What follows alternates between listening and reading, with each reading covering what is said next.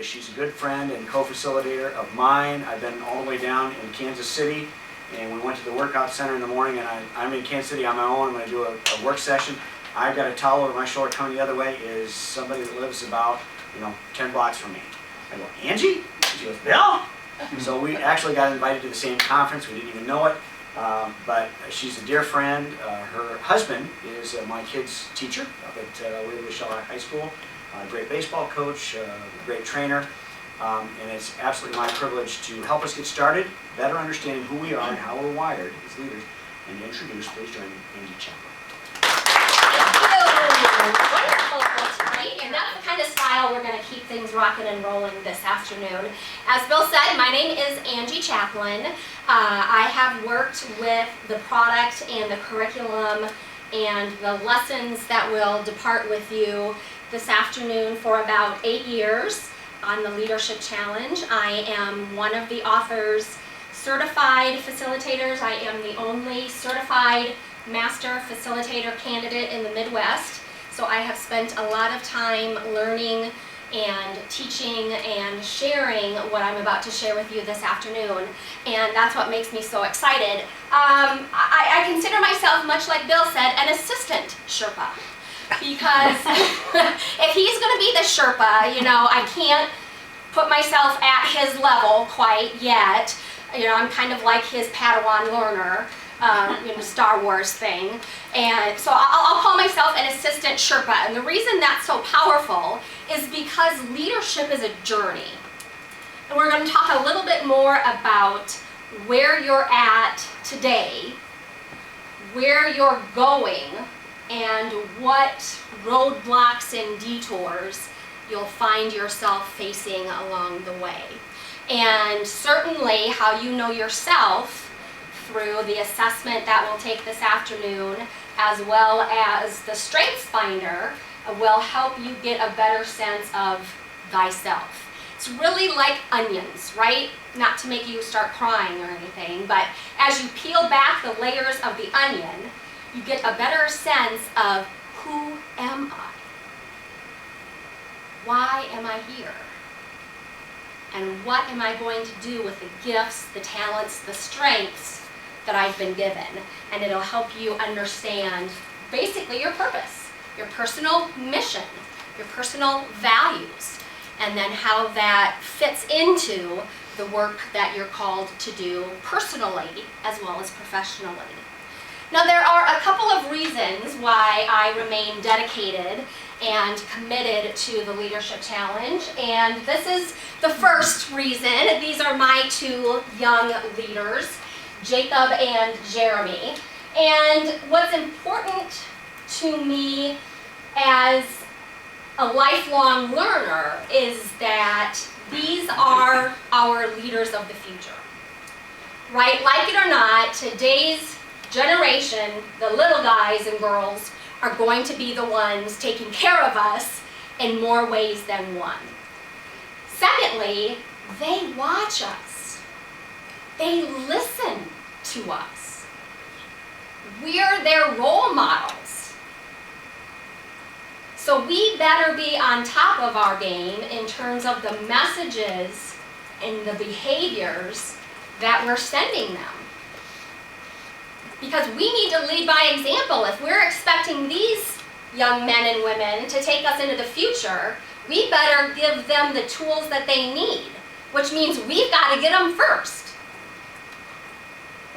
So this sense of ongoing leadership development and lifelong learning becomes critical. Because if we're not willing to put ourselves in the shoes of an adult learner, how can we expect young ones like Jake and Jeremy to do the same thing? So they're one of the reasons. The second is the two guys that are at the top of my most esteemed guru list, and that's the authors of the Leadership Challenge, Barry Posner and Jim Kouzes. This is what I refer to as my leadership Bible. They are the authors of the Leadership Challenge. You can tell how frequently I use this book and a little bit of my OCD coming through because I tab and highlight and underline. Now, we're not going to spend the afternoon passing around the book. and reading paragraphs or chapters out of it. If you're looking for a resource to add to your leadership library, highly recommended. It's a quick read, it's a casual read, so don't let the size of it deter you from purchasing it. Before we leave today, I'll give you a couple of websites and places you can go and sites that you can check into for additional information if you want to learn more about it. As I mentioned, as a certified facilitator, I am honored to meet with Jim and Barry on an annual basis where we go through what are the current and future trends that we're looking at in leadership. They are ongoing researchers, so they are constantly updating their data and their research to tell them what's the data telling us, so then they can share that message with others. So I get the chance to work with them and then pass that message, that lesson, on to leaders like yourselves, so you can continue to be at the forefront of the theories and the practices excuse me, that we'll continue to take a look at. Here are the learning objectives that we'll cover over the next little while this afternoon. I'll give you a quick overview. We're actually going to start really at the 30,000 foot level of the Leadership Challenge. When I facilitate this workshop for companies and organizations nationally, it's either a 2-day or a 3-day workshop. So obviously I'm not condensing all of that down into 90 minutes or so, but I'm giving you I'm whetting your appetite into what are these things that Jim and Barry call the 5 practices of exemplary leadership. And what does that mean for me? And how am I going to apply what I learned? We'll talk about what is it about people that makes us want to follow them. What stuff do they have? What do they do that makes us say, hey, that's a person worthy of my followership? You'll get a chance to peel back another layer of the onion and assess the frequency of your leadership behaviors, consistent with the 5 practices that I'll share with you this afternoon. Finally, you'll leave with an action plan. And again, it's up to you to decide what you do with that. Like Bill said, you'll have opportunities to come up with action steps, action plans, objectives. Who's in charge of following through on that? I said that out loud, right? We are. Just shout, exactly, you are. So Bill's not going to hound you and say, are you doing this, are you doing this, how's that coming? You are responsible for what you get out of this. What you put into this, what you invest, depends on what you get out of it. So your ROI is up to you. But we'll leave you with some tools and get your wheels turning so that you have something to kind of keep that motivation going for you. There are literally millions of definitions of leadership. This is one that the authors use. Leadership is the art of mobilizing others to want to struggle for shared aspirations. As you look at that quote, it really packs a lot of punch into one sentence. What are some of the words that jump off the screen and really resonate with you? Art. Art. Okay. Mobilizing. Mobilizing. Struggle. Struggle. Aspirations. Aspirations. Shared aspirations. Want. Now let's take what Craig said, because you said both want and struggle, and I'm going to add the 2 to that. And think about that phrase, want to struggle. Can you imagine being the kind of leader who leads people through the muck? That no matter what's going on around you, the yuckiness, how crappy it is, what the current situation looks like, people say, sign me up. Because I know you are the type of person to take us out of this. So people are saying, you know what, no matter how crappy it's going to be, I want to be there beside you. Because I know you're the one to move us forward. That's what we talk about when we're talking about exemplary leaders. The ones who people are willing to say, buddy, I'm right behind you, or right beside you. And no matter what, we're going to get through this together. Leadership is not an individual sport, right? It doesn't happen in isolation. So we need other people around us who want to struggle for the shared aspirations that we've laid forward to them. Now, Jim and Barry have laid out a foundation for their 5 practices of exemplary leadership. First is that it's everyone's business, right? Leadership is not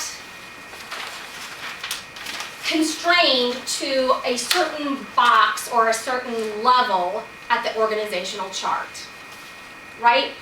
Leadership better be happening at every layer of the organization, from the front line direct care employees all the way to the top of the company. Everyone in between, vertically, horizontally, diagonally, better see themselves as a leader, or else that company is not going to move in the right direction, right? Secondly is that leadership is a relationship. In fact, Jim and Barry say leadership is about 3 things. And if you master these 3 things, you're well on your way to being an exemplary leader. Those 3 things are, you ready to write this down? Number 1, relationships.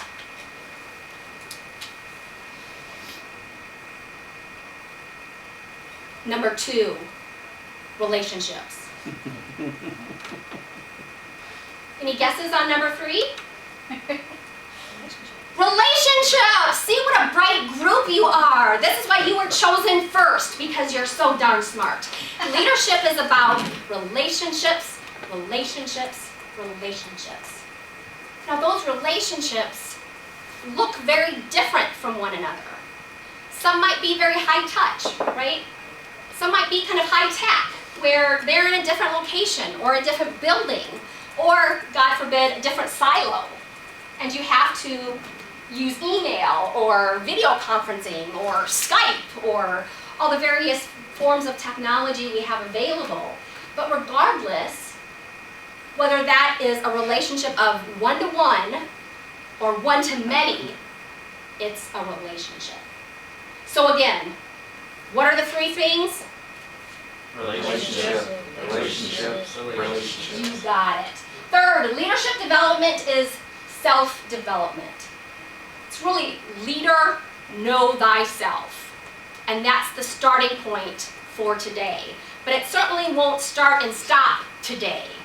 But it will help you get an essence of who you are as a leader. So then you know how to align what you do with who you are as a leader. Fourth is that leadership is learned. It's kind of that phrase or that debate you might have heard. Are leaders born or made? What do you think? Well, both, because, anatomically we're born, right? We all have to enter the universe, so we're born. But let's say someone is born with a genetic trait for height. That individual grows to be 6'7" tall. That height, that DNA for height, does not automatically place that individual as a starter in the NBA. Right? So you can't say basketball players are born, just like you can't say leaders are born, because it takes teamwork, it takes practice, it takes lessons, it takes learning in order for that success to happen. And that's where self-development comes into play. Okay?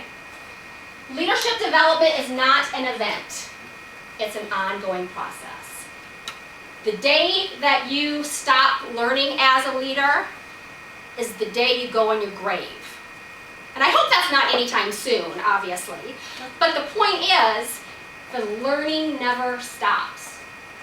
There are leadership lessons everywhere, not just in books, articles, movies. Watch, observe, look around. It's not difficult to see leadership in action. And once you start recognizing these behaviors, you start getting a sense of what's working and what's not. And you start tweaking your own leadership style based on what you see others doing well and others doing not so well, okay? Before we move on, any questions about the fundamental beliefs? Comments? Okay. When I and my boss at the time first started talking about introducing a program much like Emerging Leaders, we brought it out to our staff members who said, you know what, why would I need leadership training?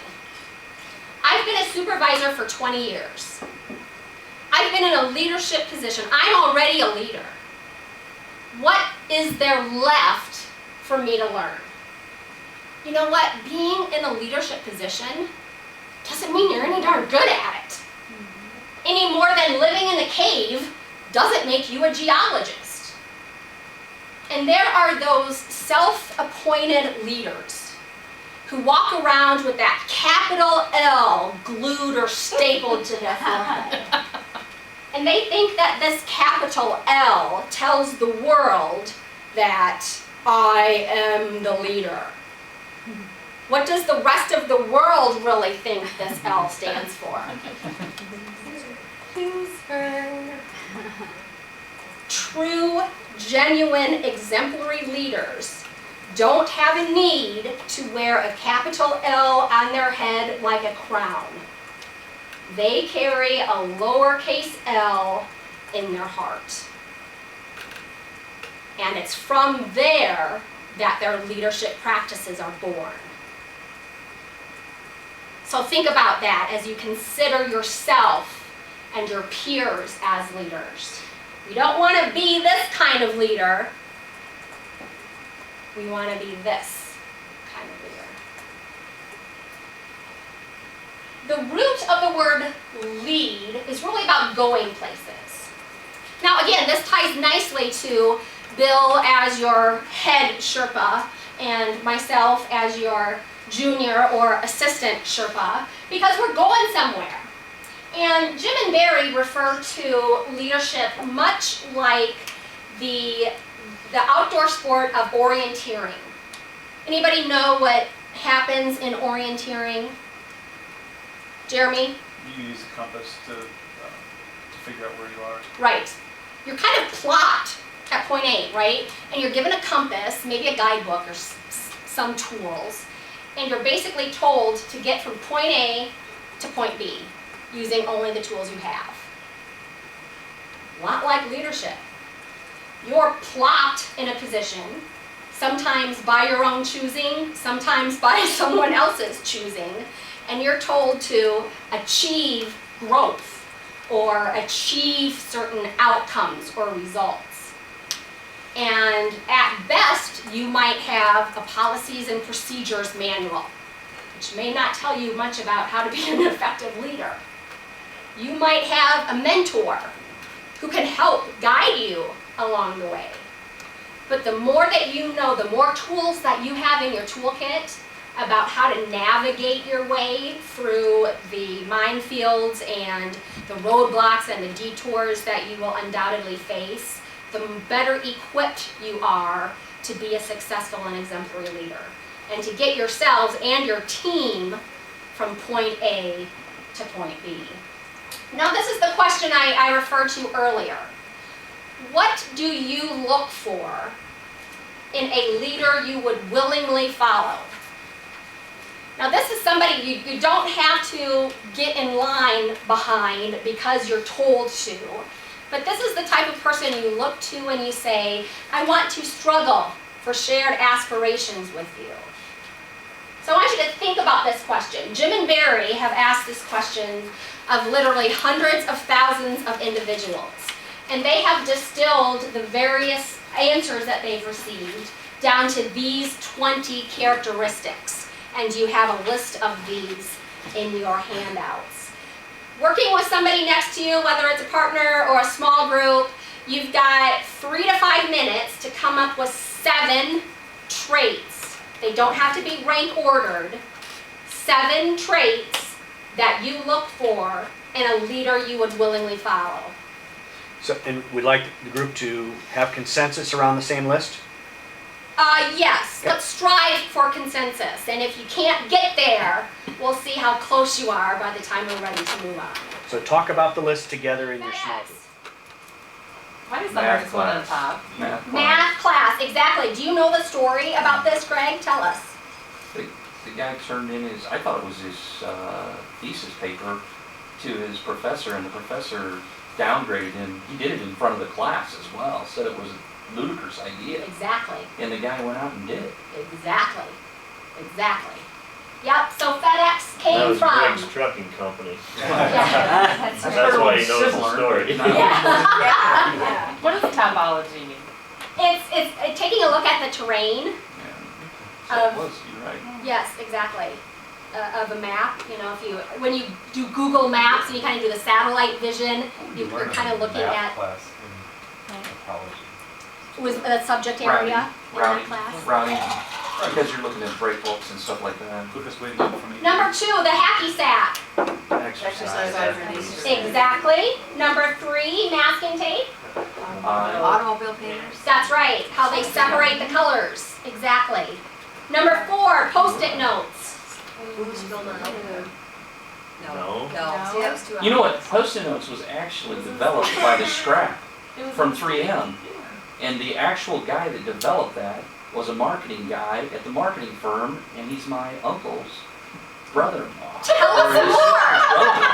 That was, You his want- name you is want- Collins. You Dan want to move Collins. right up front here, Greg, and tell us all about that? No, his name is Answer, Collins. He was the president of. So what's the answer? Well, he is now. That's not up there. It's not up there. Exactly. It was a bookmark for a church hymnal. You can find this, it was 3M. You can find this on the 3M website. He had a failed adhesive product. The glue would not stick. So he took it to church one day, probably praying, how am I going to make this work? Stuck it in his church hymnal, realized it's okay that it doesn't stick.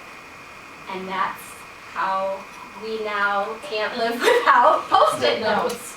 And number 5, Viagra. What was Viagra originally developed for? A medication for heart problems. Yes.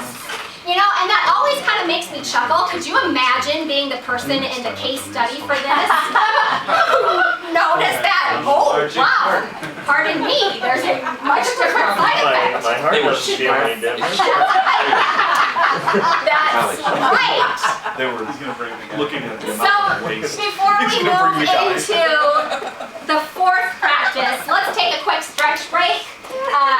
10 minutes, so that would take us to a little bit before 2:30. So feel free to grab some more refreshments, use the facilities, check messages, do what you need to do, and we will reconvene with a final look at the last 2 practices, and then give you a chance to get up close and personal with your leadership behaviors. Okay? All right, as we regroup, let's do a recap of where we've been. First practice is Model the way. model the way. Thank you. As you're flipping to that sheet Find it. in Yeah. your handouts. Model the way. Next came inspire a shared vision. The one we just covered was challenge the process. That leads us up to the 4th practice, enable others to act. And like I talked about earlier, leadership doesn't happen alone, right? We need to get other people alongside us. Again, those who want to struggle for the shared aspirations.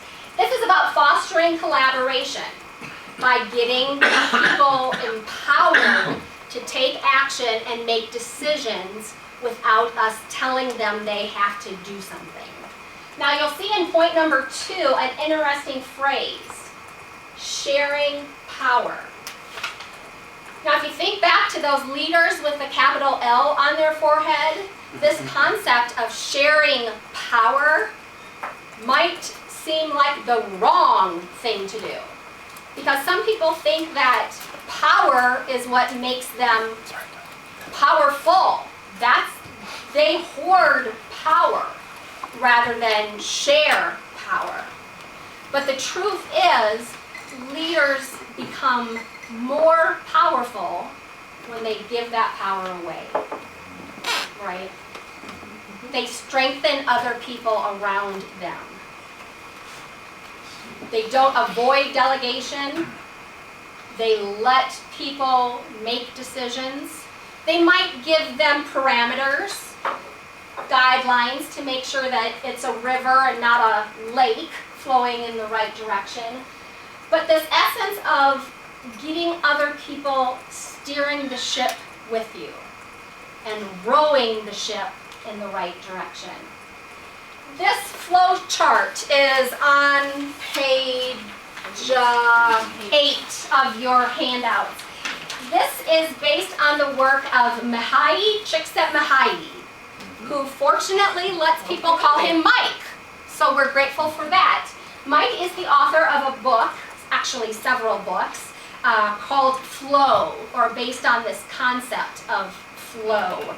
He is a social scientist from the University of Chicago and studied what was it that allowed people to perform at their peak.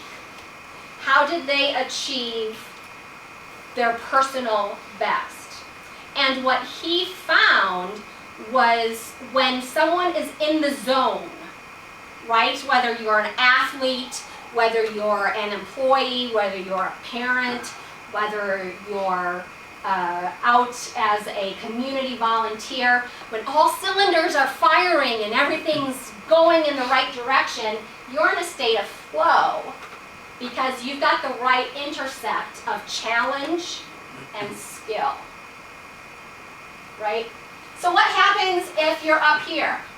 If you're in a highly challenging situation, but you've got a low level of skill, what's that feel like?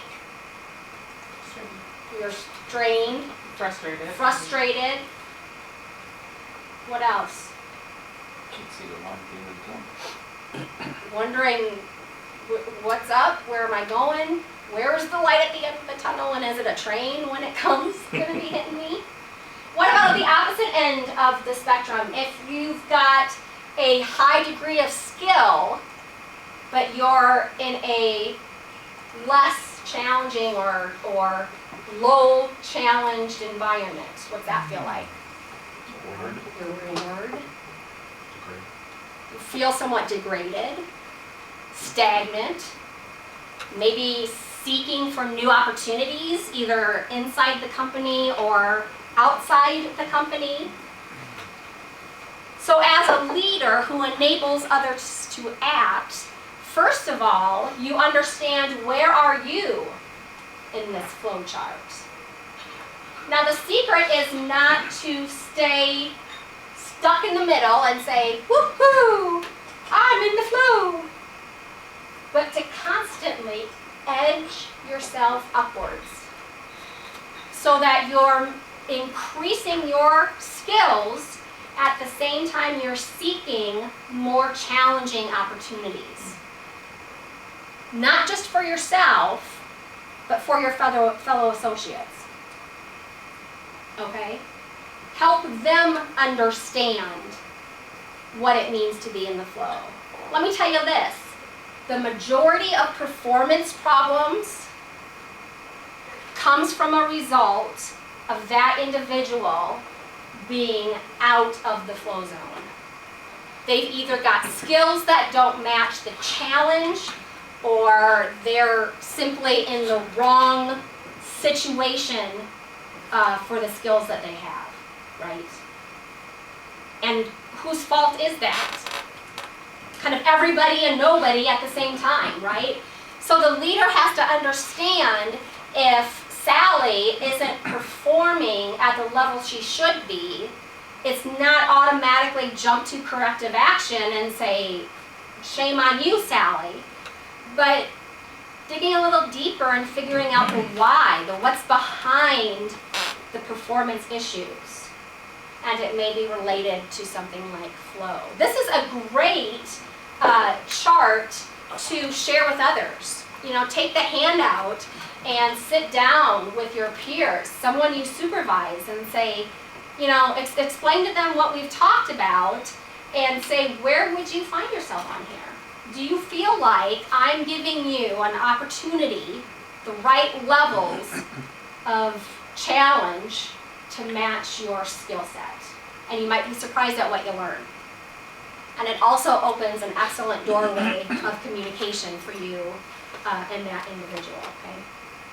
Questions about flow.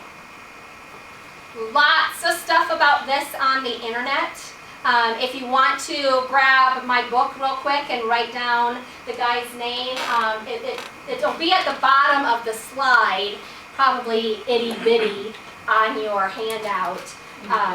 Yeah, itty bitty, but if you need, if you want to pass the book around, good idea, Greg, and write down his name. There's a lot of information about his work on the internet, as well as other books that you can purchase. So last but definitely not least, we move to encouraging the heart. This is the 5th practice, but by no means is it the last practice. It's listed as the 5th practice because it encompasses all the 4 that precede it. Now let me give you a little cheat for remembering the 5 practices. Jot this down in case Bill refers to it at a later date. You'll have a little cheat sheet to refer to. M-I-C-E-E.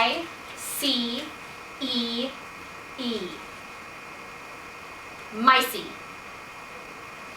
Model, inspire, challenge, enable, encourage.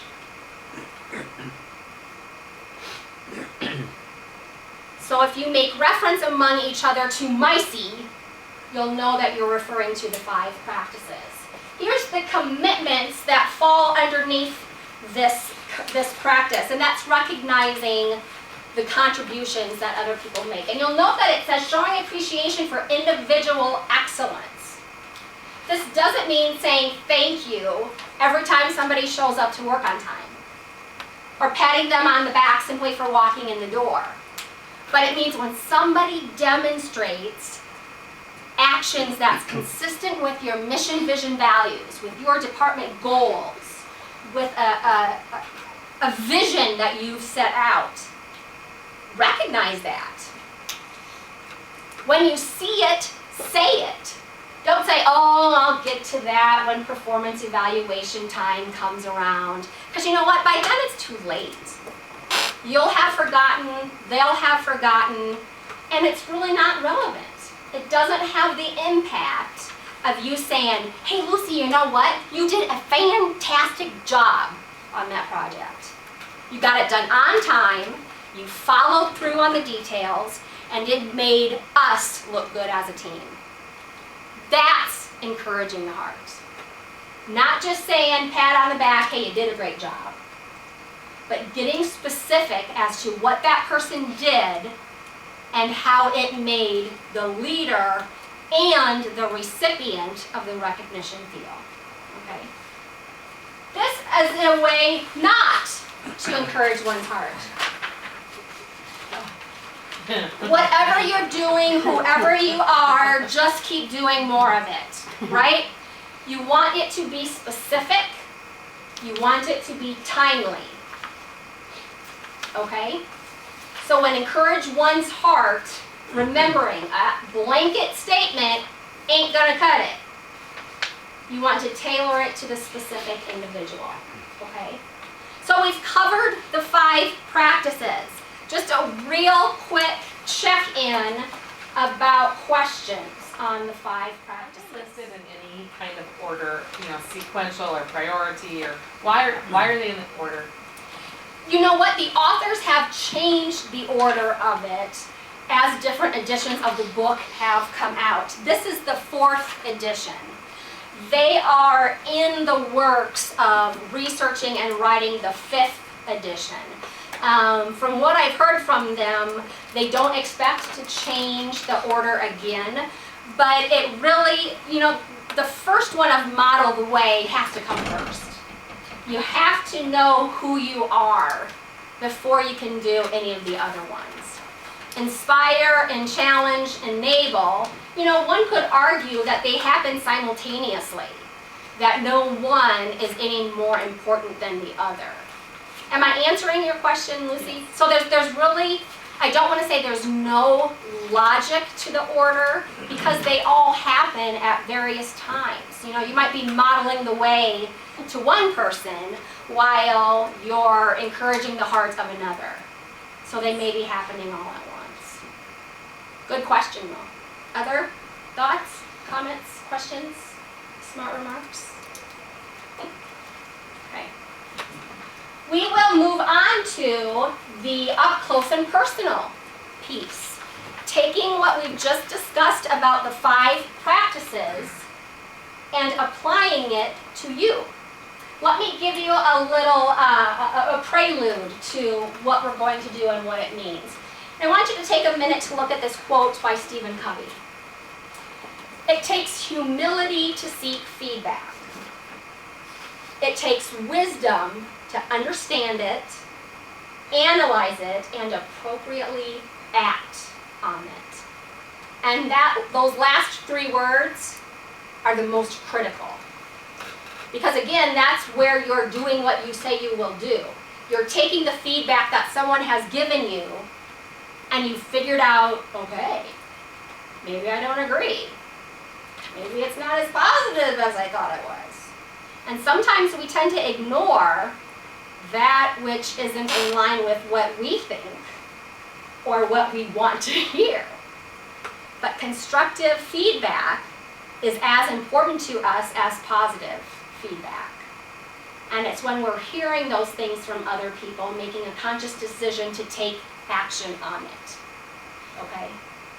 The Leadership Practices Inventory is the assessment tool that is used. And I will pass around. I'm going to take that first stack and give one to everybody, and then we'll start this second stack going around this direction. The Leadership Practices Inventory is an assessment based on the 5 practices. And there are 30 behavioral statements, 6 statements for each of the 5 practices. You are taking the LPI Self hard copy. There are also online versions of this document.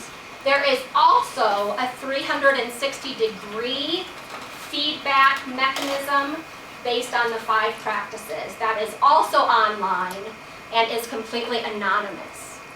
So you go in as the leader, you rate yourself, and then you invite 10 to 12 or more observers to go in and rate you on the same behavioral statements. And then what's produced is a report that is both frightening and enlightening. Because it gives you the brutal facts about what people see in your leadership actions. But what we're going to do today is at least start at the beginning and giving you a chance to know thyself.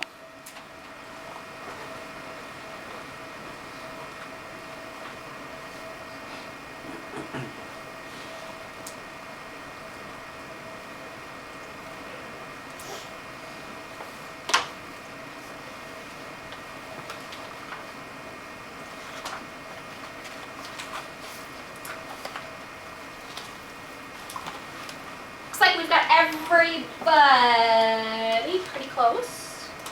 So 30 more seconds to finish your math. I'm sorry there wasn't a disclaimer that math would be involved this afternoon.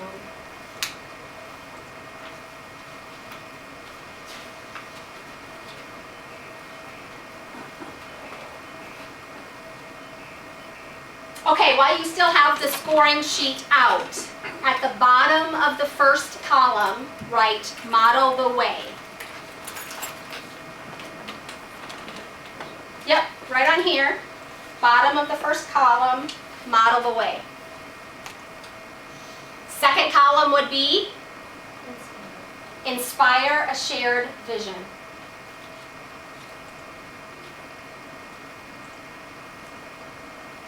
Third column, challenge the process. Thank you for speaking out loud. Such an ad. You're used to multitasking, right? Fourth column would be enable others to act. And the fifth practice is encourage the heart. So as you look at your scores, put a plus by your highest. And I hate using a minus, so put a sad face by your lowest score. So that tells you where your strengths are in terms of the 5 practices, and tells you which of the 5 practices might need some attention. Okay? Let's get some feedback on this. What did you learn about yourself? Highs, lows, in-betweens? I might not be so good at encouraging the heart. Okay, encouraging heart is something to work on. I would suspect you're not the only one. Yes? Other thoughts? That's not his phone, that's his car alarm. Yeah. Uh-oh, so he's Wow. stealing your car. Well, I think I started my truck when it was in my pocket. Not pocket dialing, but pocket. How else did your ratings, or what other messages did the measures tell you? I give a lot of empowerment to people. You enable others to act well, very good. Others? Angie, could I reframe the question? Please do. For the cohort, did it affirm what you might have suspected, or is there anybody in the group that's a little bit surprised?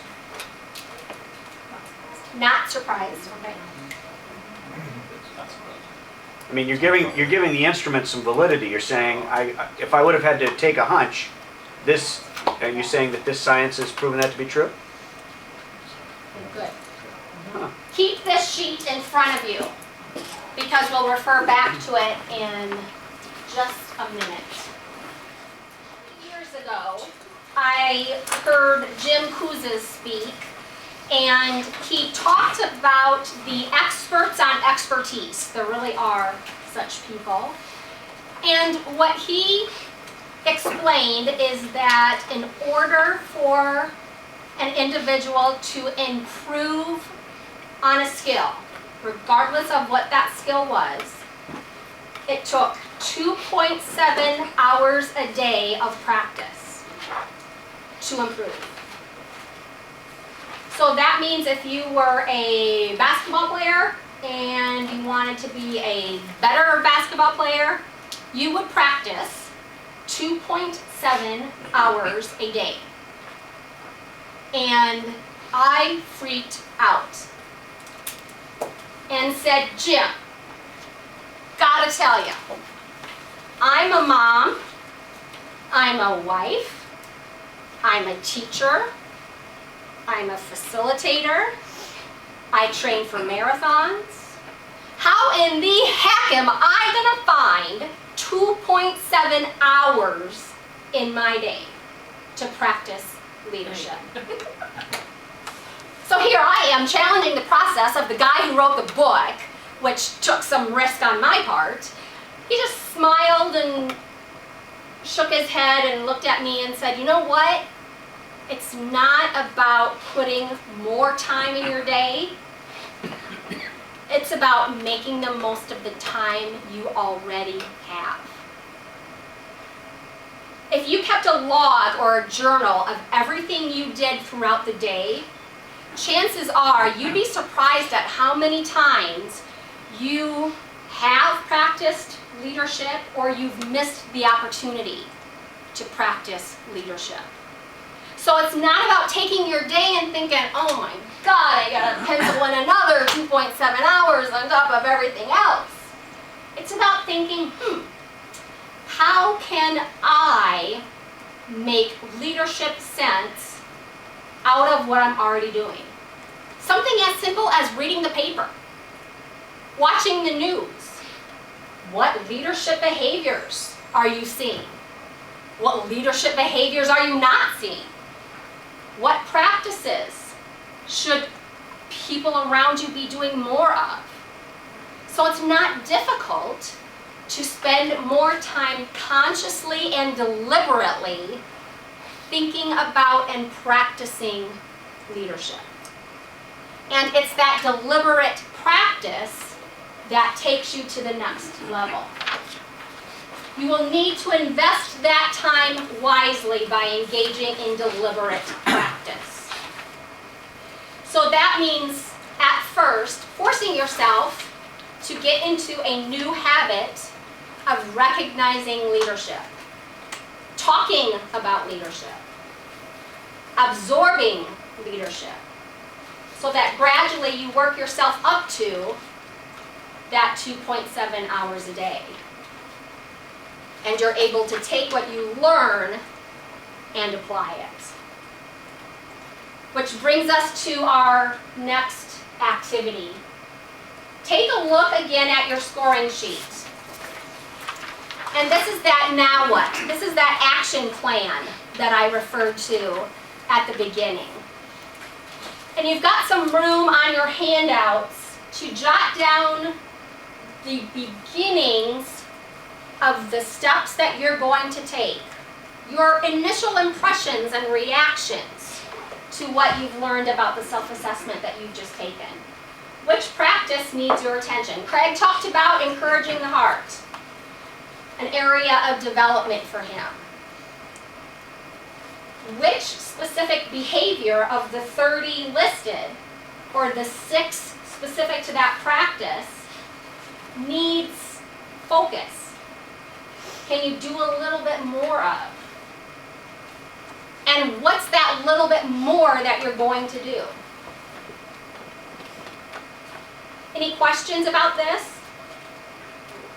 You can write it down in your handouts, you can write it down on your score sheet, you can write it down in your binder. Write it in a place where it will be easy for you to pull out, to stay visible.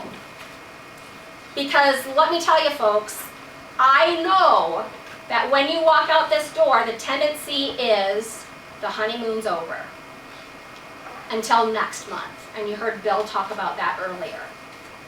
But by having put something in writing, you're holding yourself accountable. Okay? Take 5 minutes, jot down your thoughts to these 3 questions. Now I want you to take 2 minutes, turn to a partner who will serve as your accountability partner. Tell that person your answers to these questions. Because another way that we stick to what we say we're going to do is if we say it out loud to somebody else. So take 2 minutes, turn to the person next to you, say what you wrote down, switch spots, do the same thing, and then we'll close things up. Okay? 2 minutes. A sampling of the library or the collection that's available under the Leadership Challenge umbrella. You can go to their website at leadershipchallenge.com. The Leadership Practices Inventory website is lpionline.com. That's where you would get a deeper explanation of if you wanted to take this self-assessment to the next level and conduct a 360 where you invite feedback from observers and compare what their perception is of your behavior to yours. That's where you get the powerful stuff. Is it people above you and people below you? Yes. You select your supervisor, you select your peers, you select those you supervise, you select people you simply work with. Good question, Tony. Other questions about what that 360 might look like? Again, it results in about a 20 to 25 page individualized report that takes your input and compares it to your observer's input. And then I, as the facilitator, take time walking you through how do you not get lost in the measures and all these numbers and figures, and how do you extract the messages. So then again, you focus on the now, what am I going to do about it? There are also groups for the Leadership Challenge on LinkedIn, on Facebook. There's a couple of different groups there. Jim and Barry are also as individuals on Facebook. So you can take a look at their pages and ask them to be your friend on Facebook. On Twitter, they are TLC Talk. So if you are a Twitterer, you can find them at TLC Talk. Again, you can Amazon or your favorite bookseller if you want to take a look at adding to your leadership library and finding out some more information. You have my contact information in your handouts. If you do have any follow-up questions, you've got my business card. You can reach me through Bill, through Lori. If you have some lingering thoughts after today about the 5 practices and how that applies to your work as well as your life, let's talk.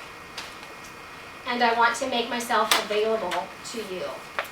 In closing, I am sharing with you the last paragraph in the Leadership Challenge.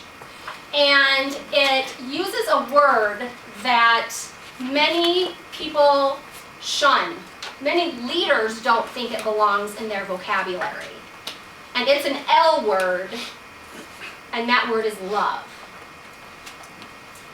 Of all the things that sustain a leader over time, love is the most lasting.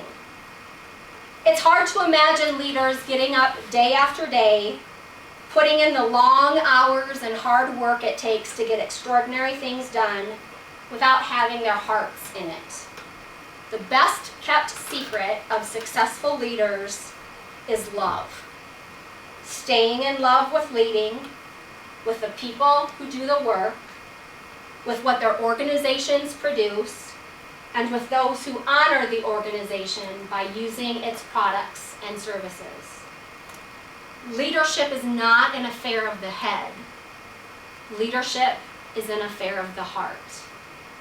And with that closing thought, I wish you and your organizations love. I wish you lifelong learning, and I wish you exemplary leadership. Thank you, and lead on, my friends.